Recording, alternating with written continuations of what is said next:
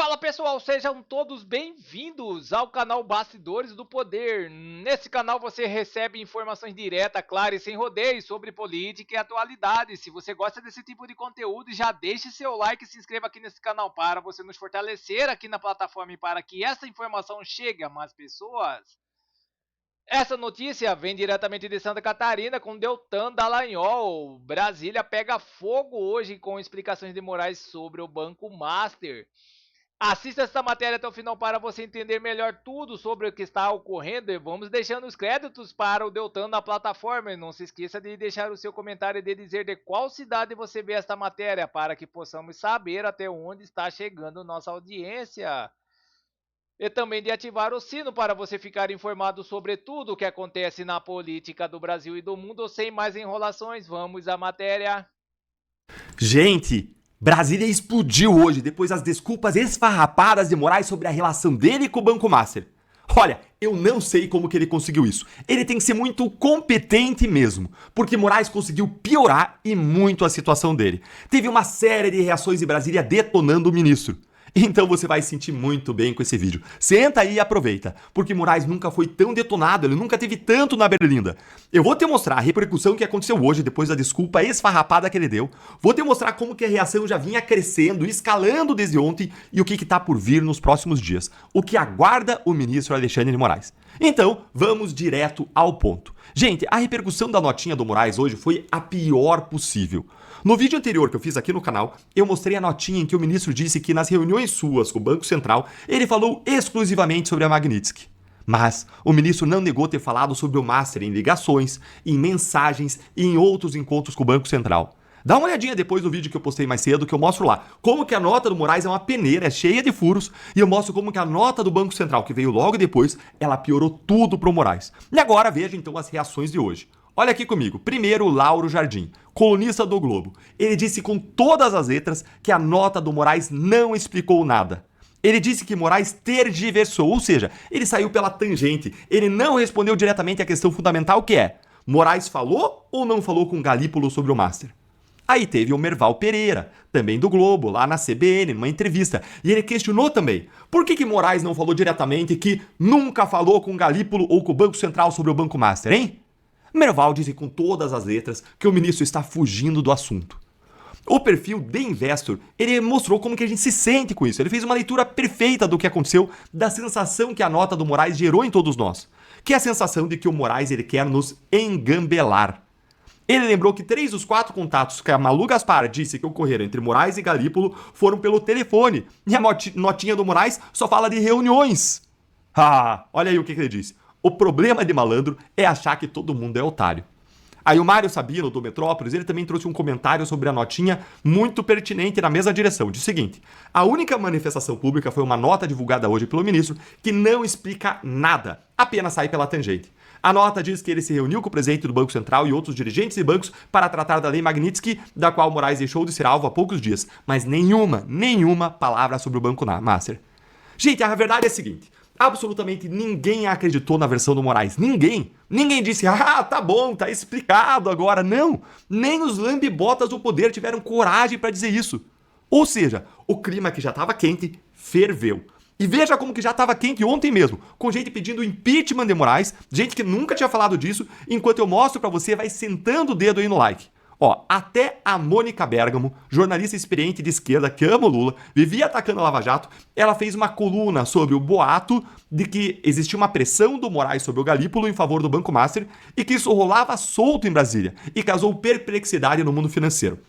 Ela disse o seguinte ontem: as versões variavam, mas o interesse de Moraes pelos rumos de questões envolvendo o banco estava presente em todas elas, todas as versões, todos os boatos, todas as conversas. Aí veja o que perguntou ontem a Transparência Internacional sobre o contrato da esposa de Moraes.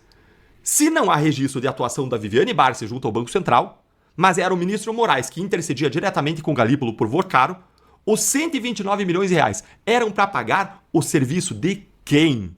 Gente, que dedo na ferida. Olha lá, o que já era extremamente grave se tornou insustentável. Veja que não tem nada na nota do Moraes sobre a falta de objeto do contrato da esposa de Moraes com o Banco Master. Nada sobre a ausência de uma prestação de serviços conhecida e relevante. O Merval Pereira, do Globo e da CBN, ele já tinha dito mais cedo até que era caso de impeachment do ministro Alexandre de Moraes. Olha aí. Isso antes de vir essa nota furada no Moraes que ele mesmo criticou. Até um jurista bem comedido, Walter Majorovic, ele já tinha dito que houve nitidamente um indício de crime nessa situação do Moraes. Olha aqui, ó. Majorovic vê notícia de crime em relato sobre Moraes e o Banco Master e cobra apuração. Ele disse ainda que esse caso pode configurar advocacia administrativa e criticou o silêncio da PGR. O professor Alexandre Zamboni, na internet, nas redes sociais, não precisa ler aí que eu vou te dizer o que ele fala aqui em resumo, ele faz análises técnicas sempre sobre situações da vida real que são criminosas. Ele vive fazendo essas análises e ele também disse que se os fatos forem verdadeiros, existe aí um crime de advocacia administrativa. A análise, então, é a análise de todo mundo, gente, então, é de que Moraes pode ter praticado um crime. E a temperatura ela já estava alta e ficou explosiva. O Josias de Souza, no UOL, ele disse ontem o seguinte, ó, dá uma olhadinha aqui, ó. Silêncio de Moraes sobre Master vai do inconcebível ao intolerável.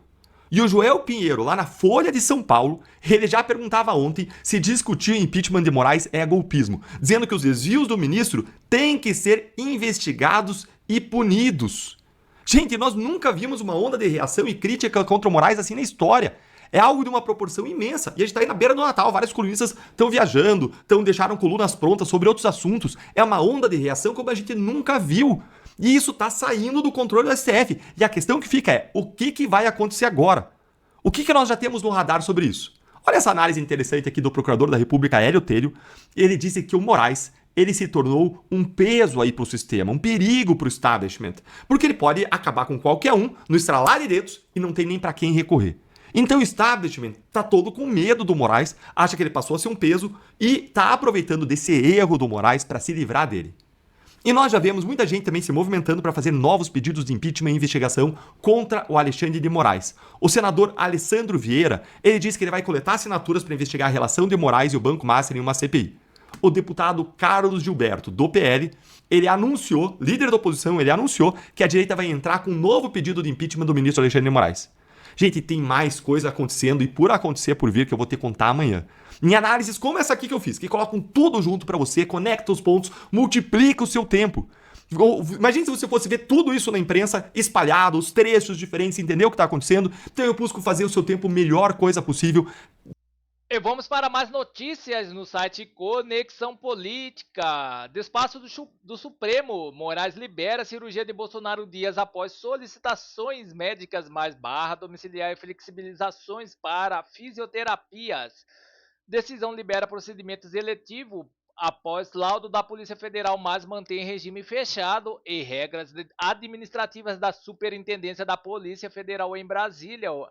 O ministro Alexandre de Moraes do Supremo Tribunal Federal autorizou nesta sexta-feira que o ex-presidente Jair Bolsonaro seja submetido a uma cirurgia para correção de hérnia inguinal bilateral. A autorização foi concedida após a perícia da Polícia Federal apontar a necessidade de reparo cirúrgico em caráter eletivo. Segundo o laudo técnico, o procedimento deve ser realizado o mais breve possível, haja vista a refratariedade aos tratamentos instituídos, a piora do sono e da alimentação, além de acelerar o risco de complicações do quadro herniário em decorrência do aumento da pressão abdominal. Ao analisar o documento, Moraes autorizou a cirurgia, mas destacou que não se trata de um caso de urgência. A intervenção deverá ser previamente agendada, cabendo à defesa informar a data pretendida para a realização do procedimento. Bolsonaro está preso na Superintendência da Polícia Federal em Brasília e, em razão da condenação em 27 anos e 3 meses de prisão no processo relacionado à chamada trama golpista. No mesmo despacho, Moraes rejeitou o pedido da defesa para que o ex-presidente cumprisse a pena de regime domiciliar. De acordo com o ministro, a legislação prevê a prisão domiciliar apenas para condenados em regime aberto e que não aplicam ao caso, já que o cumprimento da pena ocorre em regime fechado.